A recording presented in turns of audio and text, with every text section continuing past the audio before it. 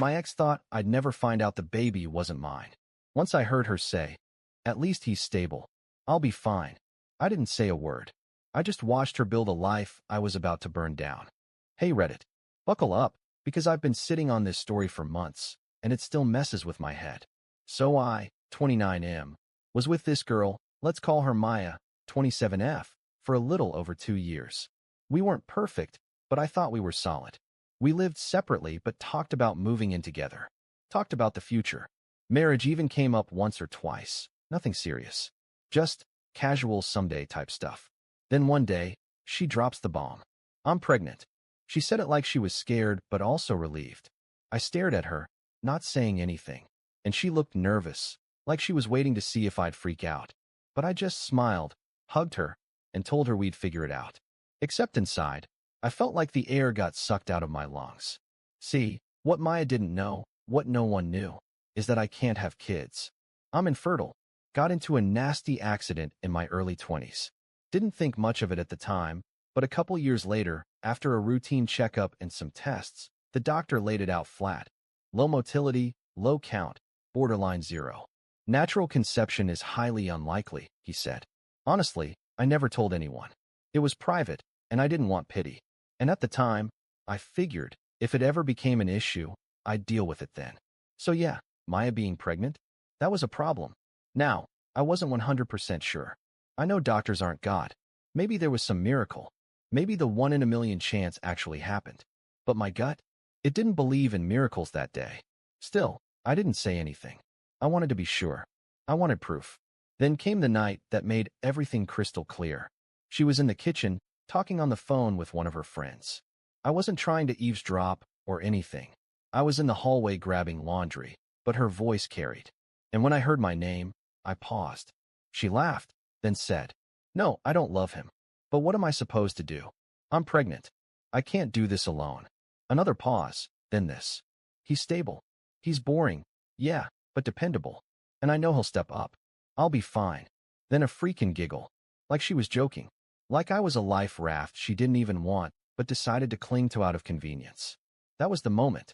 That exact moment where something in me went cold. I wasn't even angry. I just switched off. Like a part of me turned to ice. I went back to folding laundry like I didn't hear a thing. She didn't know it yet, but that night changed everything. I knew the baby wasn't mine. And I knew I wasn't going to confront her. Not yet. No yelling. No screaming. No drama. Just a new plan. A quiet one. One where I played along. Until I didn't. After hearing that phone call, I didn't sleep that night. I just laid there next to her in bed, staring at the ceiling like some ghost.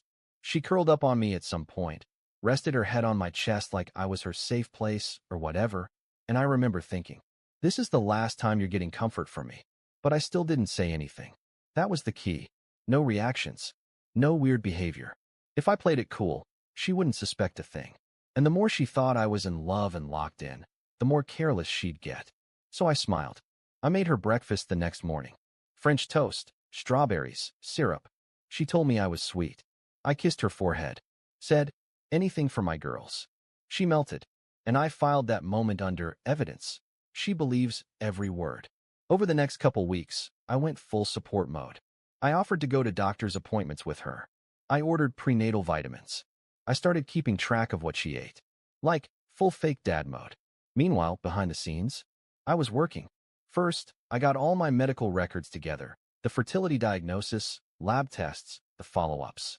Everything. I had that stuff scanned, backed up, printed out, double copied. Because if this thing went sideways, I needed proof. No, he said, she said. Just cold, medical reality.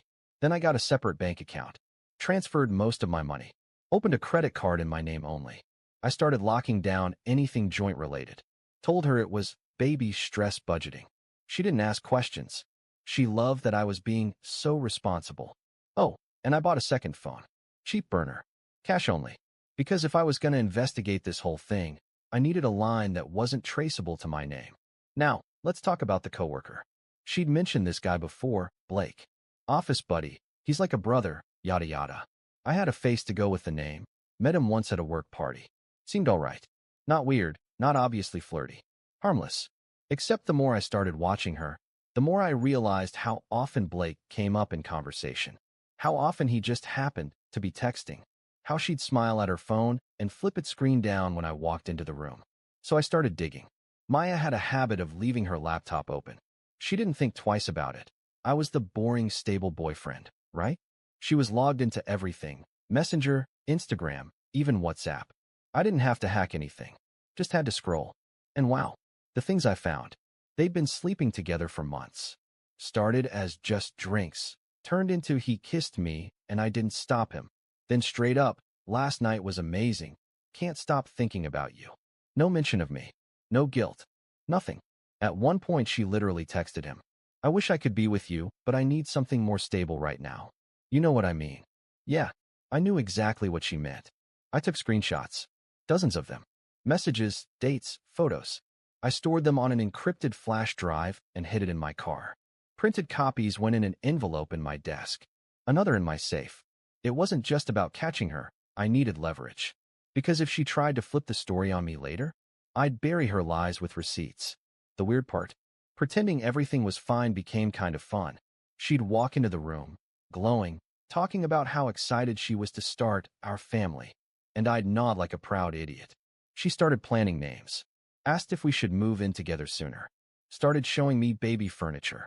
Every time she smiled at me like I was her future, I smiled back like I hadn't already started planning her exit. One night, I cooked us dinner, steak and garlic potatoes, her favorite. We drank sparkling cider since she was pregnant, toasted to us. I took a photo of her laughing at the table, fork in her mouth, eyes closed. And I saved it. Because someday, she's gonna remember that night. The night she thought she had it all. The night she didn't realize I'd already decided to burn it down. So here's the thing about playing dumb. It's exhausting, but it works. I kept up the devoted boyfriend act. Every damn day. She thought I was nesting, cleaning the apartment, making space in the closet, reading parenting articles like some proud soon-to-be dad. I'd show her crib options and diaper bag reviews like I actually gave a damn. And every time, she'd look at me like I was her hero. Meanwhile, I was watching the clock tick down on her little fantasy world. Once I had all the proof I needed, I moved to phase 2, letting her build her own cage. I told her I wanted her to move in. For the baby. She lit up like I just handed her a diamond ring. Within a week, she had a toothbrush in my bathroom and a drawer full of clothes. She started leaving little notes around the apartment. Have a good day. Love, type stuff. She even started bringing groceries and cooking dinner like we were this Pinterest couple playing house. Every single time she walked in with takeout or made a playlist for the baby or curled up on my couch like she belonged there. I thought, you're building a home that's about to lock you in. And I made sure everything was in my name. She didn't notice. She thought I was being responsible with all the paperwork and bills and apartment stuff. She didn't see that her name wasn't on the lease, the utilities, the Wi-Fi, nothing. This wasn't our home. It was mine. She was just renting space in a future she didn't own. Now let's talk about Blake, the real dad. Remember that burner phone I bought? I used it to reach out anonymously, made a new email account, and sent him screenshots. Carefully selected, nothing illegal or creepy, just enough to get his attention. I said something like, you might want to talk to Maya about the baby. She hasn't been honest with either of us. No threats, no anger, just truth, wrapped in curiosity. He didn't reply, but I saw him start showing up less in her messages. She started texting him more, stuff like, are you mad at me? Why are you being distant? And then the real kicker. We need to talk. Things are getting complicated. Oh yeah, I bet they are. Meanwhile, I convinced her to skip the paternity test. She mentioned it once, like, should we just do one to be sure? And I smiled, took her hands, and gave her this heartfelt, Oscar-worthy speech. I don't need a test. I trust you. I love you. This baby is ours. End of story. She actually teared up. She kissed me and said, you're gonna be such a good dad. I wanted to laugh in her face, but I didn't. I just held her and told her I loved her. Because the best revenge isn't yelling or crying or slamming doors. The best revenge is letting someone dig their own grave with a silver spoon, thinking it's a shovel for building a dream life. And now, the shovel's halfway buried, because the next step is pulling the damn rug out from under her and watching her world collapse, one carefully timed truth at a time. So, I knew I couldn't just dump everything on her randomly. No, That's what amateurs do.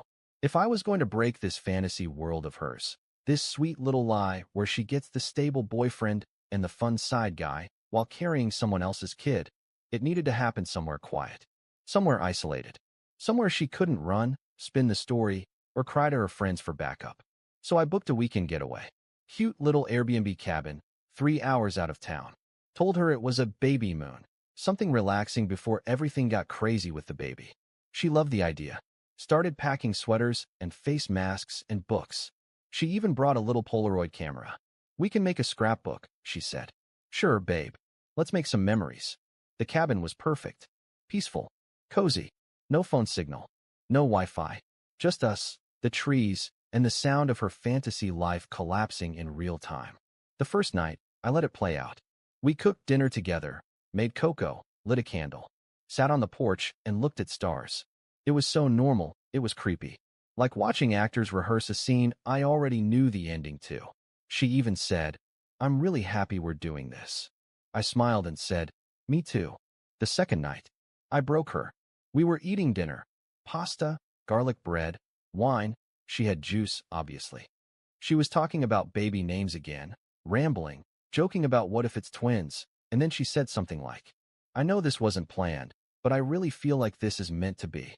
I nodded, wiped my mouth, and said, "Yeah, except I'm not the father." Her fork clinked against the plate. She froze, stared at me like she didn't hear it right. So I said it again, slower this time. "Maya, the baby isn't mine." "I know." At first, silence. Then laughter, awkward, nervous, like she thought I was joking. "Wait, what are you talking about?" "Of course you're the dad." And then I laid it out. I told her I've known for months, that I'm infertile, diagnosed a year before we even met, that I kept it private because it wasn't anyone's business. But the second she told me she was pregnant, I knew. I just wanted to see what she'd do. Her face went pale.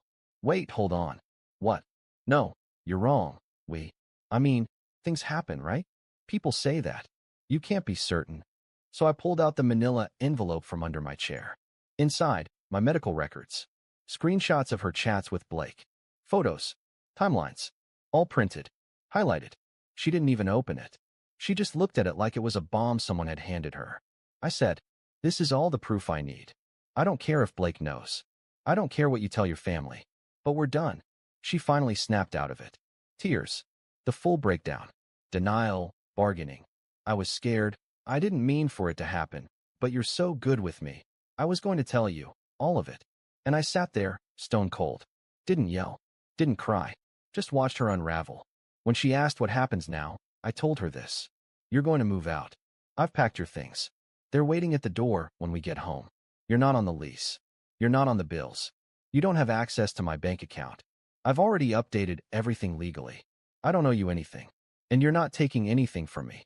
She just shook her head, whispering, "Oh my God, over and over." And then I stood up, blew out the candle, and said, "You're not a victim. You're just surprised I didn't roll over and take it." That night, she slept on the couch. In the morning, I drove us home in silence. Not one word between us. When we got back, her bags were already at the door, neatly packed, labeled. She walked out without saying a word, and I haven't seen her since. After she left, it was quiet. No drama. No shouting in the hallway. No phone calls begging me to reconsider. Just her gone. I thought maybe it'd feel triumphant, like I won. But it didn't. It just felt like walking out of a fire and realizing your clothes still smell like smoke. For a couple days, I moved through my apartment like I was visiting it. Every room reminded me of the version of me that used to live here, the guy who thought she loved him, the guy who thought he'd be a dad. That guy? He didn't exist anymore. And honestly, I wasn't sure who replaced him. I took some time off work, cleaned everything, scrubbed the place like I was erasing a crime scene, because in a way, I was. This wasn't our place anymore. It was mine again, and I wanted to make damn sure no trace of her was left. Photos? Gone. Her mug? Thrown out. Pillow she liked? Burned. Okay, fine, donated. But burning would have been more satisfying. She tried texting me a couple times. "Can we talk? I just want to explain. I didn't mean for any of this." Left her on read. Then blocked her number. That was 3 weeks ago. Then, out of nowhere, I get a letter in the mail. Handwritten. From her. I almost tossed it in the trash, But curiosity got the better of me. The letter was long, messy, crossed out words, tear stains, probably fake. But it boiled down to this. She was sorry. She didn't plan for things to go the way they did. She panicked. She got scared when she found out she was pregnant and didn't know who to turn to. She chose me because I was safe. And now she realized too late that she actually loved me. She ended it with, I know I messed everything up. But please, the baby deserves a father. Maybe we can talk. Maybe we can fix this. I sat with that letter in my hands for a long time. Then I folded it once, slid it back into the envelope, and dropped it in the drawer where I keep my spare batteries and old receipts. You know, junk. I didn't write back. Because here's the truth. She was right. The baby does deserve a father. A real one. Not someone she tricked. Not someone she used as a fallback when the real dad got cold feet. Not someone who was never even in the running to begin with. As for me, I don't want revenge. I don't want closure. I don't even want to see her face again. I just want peace. And for the first time in a long, long time, I finally have it. It's been 6 months now. I'd love to tell you I rebuilt my life overnight. Hit the gym, traveled the world, came back with a six-pack and a beard like John Wick. But nah, real life doesn't work like that. What really happened? I sat with myself for a long time. Thought about how I missed signs. How I ignored my gut. How I let someone lie to my face because I wanted the lie to be true. That took some time to unpack. But eventually, I did. I moved apartments, not out of anger, just a fresh start. Got a smaller place, fewer rooms, fewer ghosts. Started cooking for one. Bought a new couch that didn't have memories soaked into the cushions. My friends started inviting me out again. I actually started saying yes. And one night, maybe 2 months after everything, I found myself sitting at a rooftop bar with a beer in hand, laughing at something dumb, and I caught myself thinking, I don't miss her. Not even a little. That was the moment I knew I was finally out. As for Maya, well, word travels. A mutual friend mentioned she moved back in with her parents. Said she kept the pregnancy quiet after everything went down. No baby shower. No Instagram posts. No glowing maternity photos with fake deep captions about blessings. She tried to reconnect with Blake. He blocked her. Turns out he's not big on being tricked into accidental fatherhood either. Last I heard, she's figuring things out on her own. Which, to be clear, is exactly what she always should have done. Not my problem anymore. Sometimes I still think about her. Not in a bitter way. More like, a scar you forget is there until the light hits it just right. I think about the version of me that almost stayed. The guy who nearly signed up to raise another man's kid for someone who saw him as a safety net. And I think, he deserved better. So I gave it to him. Thanks for reading, Reddit. If you've ever been in a situation where your gut said one thing, but your heart begged for another, listen to your gut.